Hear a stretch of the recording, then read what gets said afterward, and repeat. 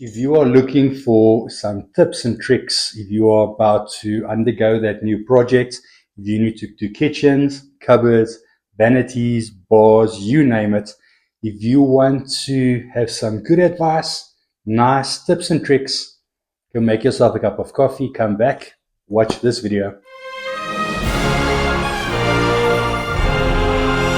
Okay, I hope you got yourself that cup of coffee like I did, and let's get into it. So, you are about to do your kitchen, built-in cupboards, vanities, bars, TV entertainment units. It doesn't always need to cost an arm and a leg.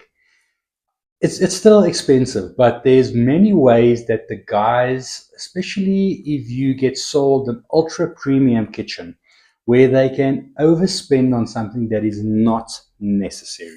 Firstly, many of the high-end guys shy away from melamine boards. They have gotten so good that there's no reason to shy away from your good old melamine boards. If we go, let's go some of the normal colors. There's so many ways, a cappuccino, or if we go for storm gray is also very popular. And then you'll have your glosses. Glosses, I feel, are going out a little bit, but they do still have their place. One of my absolute favorites is the Shiraz Green. That's now a super matte. We'll get to that shortly. And this is the normal side of the board. And then another one I love a lot is a Congo.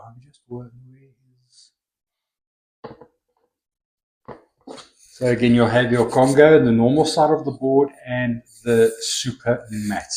If you guys are wondering about the super matte board is very nice, especially, I won't say on the Congo that much, but especially on the super black. This is now a gloss. This scratches like crazy. Only go for super black if you're really going to be very gentle on the units. Here's the matte. So the normal black board like this. It's got a bit of a shine to it, but it's not something super premium. So the normal black for kitchen I won't do. If you're going to be going black, either the gloss or this is the super matte. There's a light pick it up. It's got like a rubber texture to it. The downside of the super matte is like 4 times the price of a normal black board. So you really have to make sure you love this. And for the guys working with this, it's an absolute pain to work with. Yeah, from the edging, and you have to be very careful when you're working with this board. But let's now go back to normal colors. So some of the first tricks I always tell my clients is there's ways that you can cut cost and make something look premium, but it's not going to absolutely destroy the bank. Let's take something like a Congo. Let's take a Congo. If you want to bring some life into this, I always say don't go for Formica tops unless it's something like the study where I'm doing here, and you don't want that cold feel underneath your arms all the time. But in a kitchen, definitely go quartz or a granite. You have so many options to go with. If you go this side for your magnolia, your iceberg, even the whisper, they are not priced badly. So that partnered with something like the Congo, just look at the beautiful contrast you can make with any one of these. Where these do get expensive is when you start going for the big veining stones or anything that says Venato. If that is in there, it's normally going to be expensive. So even if you look here, like the Calcutta gold, these are expensive. These aren't that bad, but still, this will go with anything. Then, now, if you're thinking, yeah, Morne, that might be a bit bland. How can we spruce it up? How can we spruce it up? Don't be scared of going for a two-tone kitchen. We can take something like, look how beautiful this is. And again, we can partner up with this. You can have some floating shelves. Maybe you can have this for the bottom unit, that for the top unit. And you don't need to just go Congo.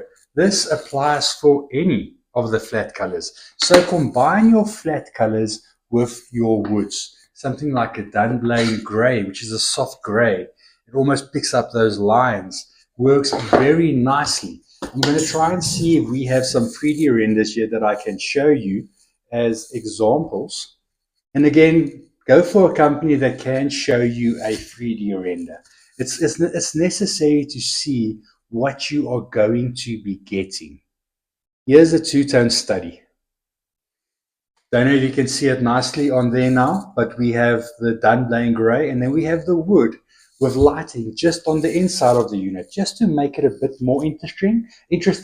And again, it's not that expensive. The lighting does add to it, but the rest, we're just substituting the normal color melamine board with the wood color board.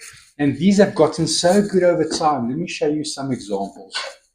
That's now the gloss, and there's the normal. It's very close to this one, but it doesn't follow that old look like a melamine board. These are very nice, and you even get the marble look stones. If you want to bring some marble into it, splashback or something. Treviso, look how nice that is. And again, any of these, and even a white. Don't be scared of white. Where's white?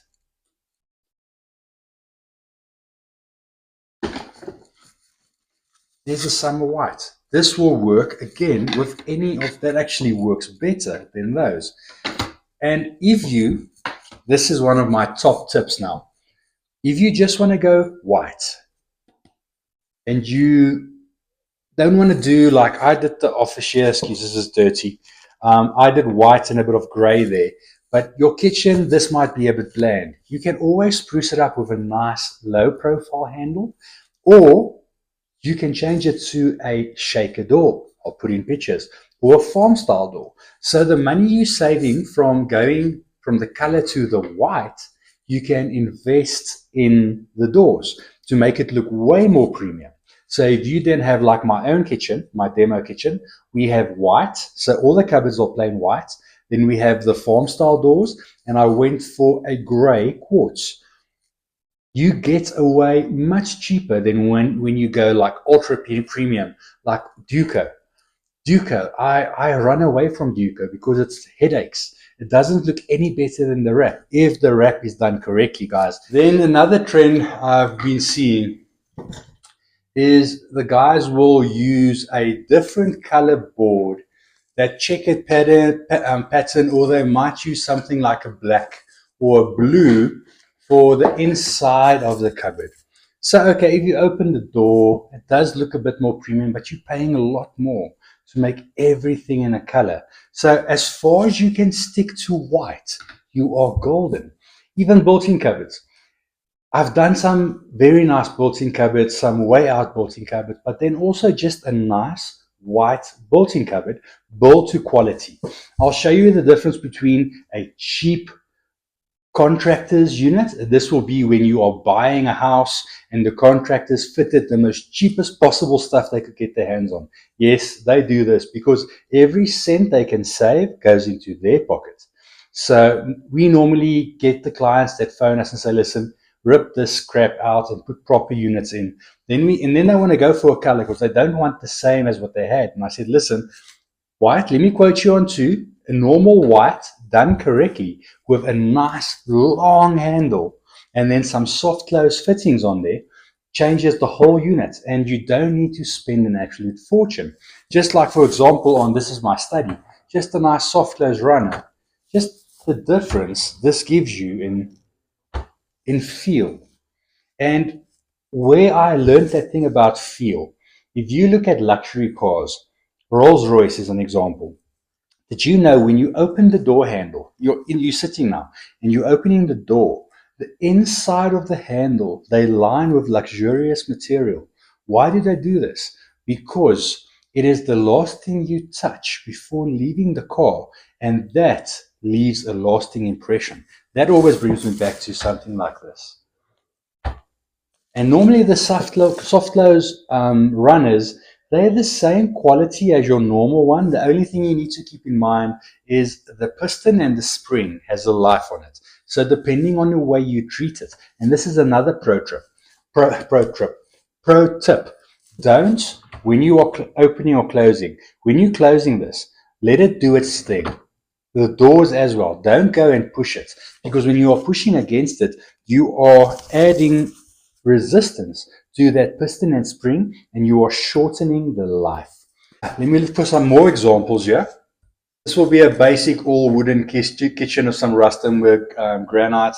This I feel is getting a bit old now, so unless you really love this sort of look, I would look for something a bit more modern. This was also a kitchen. Where did we do this kitchen? This was a farm style. So again, yeah, you can get away with the white and then, just dress it up a bit with the different doors. Spend a bit more on the door if you want that farm style look. On this kitchen, we went the green and gold handles. Also works. It was a bit of a lot of green. I wouldn't use as much green, but it still works, especially with the gold. And here we did another thing. On this kitchen, instead of making your grain run the traditional way of down vertically, switch it to horizontally. It gives you the illusion of much longer lines. And especially, this is another thing you can do if you don't want to go for handles. We do handleless. And we do a gola system where you have a grip at the top, you have a grip in the grip in the middle, and you just grab them like that. It gives you a very sleek, modern look. Built-in cupboards. So we just play around with a darker gray, almost a charcoal, and a lighter gray, and then the long handles. That will be an example of a more expensive built-in cupboard, but you can do the same just in white and just add the long handles. And if you want to bring a bit of two-tone to it, make your kick plates and make your fillers black if the handles are black, or silver if the handles are silver. So many ways to be creative and not spend way more. Yeah, we also get a lot of all black kitchens now. This was, again, the handleless, and this was a color that they call color pana, which I am a big fan of. It's this one, and it's like a charcoal. It's not black. Let me hold it up against super black.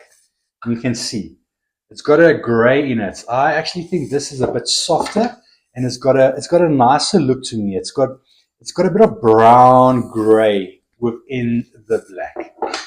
And then again, you can either go for a black top if you want to go like that whole black on black stealth look, but then you need to make sure your kitchen is big and you have a lot of lighting, because you need to light the darkness. Or you can break it with a lighter top and give you this look. Let's talk vanities. Let's talk vanities for a second. So floating vanities are all the rage. That's a that's a friend of mine. That is a unnecessary gloss black unit. It looks beautiful. Long handles, gloss black, lights in the cupboard. That's an expensive built-in cupboard. Looks very nice, but it's almost like one of those showpieces you want to look at but do not touch, because leaves finger marks and it scratches so easy. Oh, we were on floating vanities. Also, yeah, if you make the inside of your units, you make them all, this is more like a hotel type of vibe, and then you leave that wood for the hanging exposed, and you just fit some white or some marble look drawer fronts. Another way to not, this will be more expensive, anything is more expensive than white. White is where you start off. So if you want to save money, go white and we spruce it up. This will be a bit more premium, especially because now we're making the insides exposed as well. Then lights on the inside of the unit can bring a whole touch to it. This doesn't just need to be a built-in cupboard. This can be a display unit in your lounge where you have storage, and you can have your fancy glasses, alcohol bottles, collector items. You can display under the LED and glass lighting. I like this vanity. So here you can see we have some seating to the side with drawers. We have the quartz coming over, and then we have a floating vanity here. I like the floating vanities, but when you are doing vanities, make sure they are either floating off the ground or they are on legs that raise them enough so water doesn't get to it, because the shower here was right next door.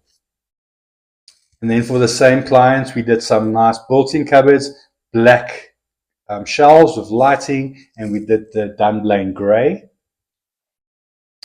Okay, guys, you get the gist of it. So basically, what I want to tell you is where you can save money, but do not go for a cheap unit. I'm going to put some pictures of cheap built-in cupboards. They won't have sides, they won't have backings. They're just a bunch of cleats with doors on and shelves they put on little pieces of wood. We make a complete solid unit. Yes, it costs more. It's a higher price point, but that unit is going to last you so much longer because it is a sealed unit. Firstly, dust from the ceiling coming through the cornices does not go into your cupboard. There's a roof. It's a complete unit. We bring in, we install the unit, we finish off with filler pieces. It's going to last you a long time. Also, those cheaper units will have one panel in the middle and two doors will mount on the one panel. So that panel is taking a lot of strain. With time, your screws are going to wear out and. We use two units and we combine them to have a double panel, and each door has its own panel. And we also, you'll see the guys try and cheap out on hinges, just using maybe two hinges on a long door or three hinges. Always use at least four. Yeah, make sure you Google the company you're going to go with. There's a lot of fly-by-nights or guys that leave companies, and I've had that myself. I'll have installers leave to go and do their own thing just to later realize maybe we didn't do the right thing. They don't know what it's like to run a company. And those companies, for example, let's say I'm quoting against one of those guys. My price might be 20% more than the same price.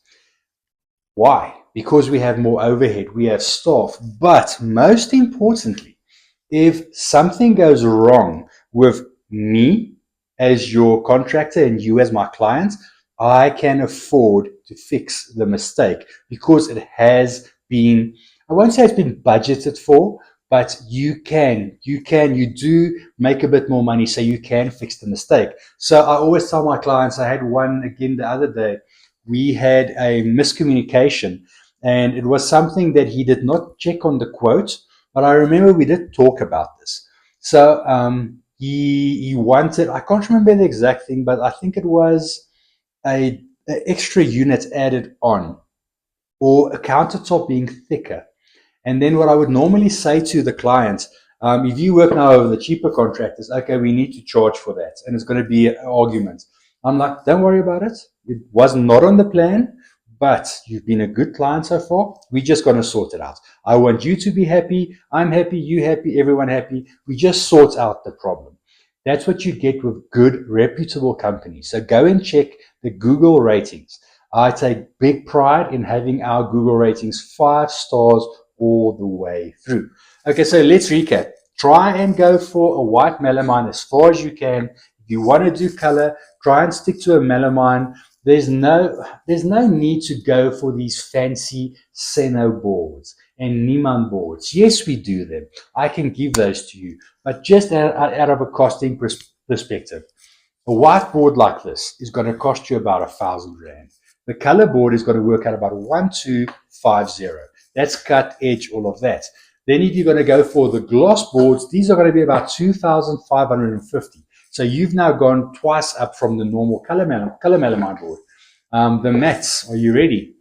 These are touching 4,000 Rand a board. So this, in my eyes, becomes premium. Now, a Seno or a Niemann board. Do you guys want to hazard a guess what those boards cost per board? 7 to 12,000 Rand per board. So if we are doing a kitchen, a normal kitchen will be about 10 sheets of material. Now you times that by 10 or 12,000 Rand. It's only the carcasses. Then you, well, that might be the doors as well, but you still need to add countertops, hinges, fittings, zincs, legs. There's a lot that goes into it. So you're gonna get close to maybe 500,000 Rand for a kitchen, where in a melamine we could have done that for you for under 100K. Things to take into consideration. Okay, guys, if you are new to this channel and you enjoyed this, please take time, like, subscribe, and share. I would highly appreciate it. It costs you nothing, but it helps us a lot with the analytics, especially a small channel like this, starting to grow, starting to get the foot in there. And then, what would you like to see next? Would you like to see some DIY tips and tricks? Drop the comments down below, and we will make that happen for you. Okay. I hope you guys stay safe and hope to see you here in the next video. Cheers. Bye.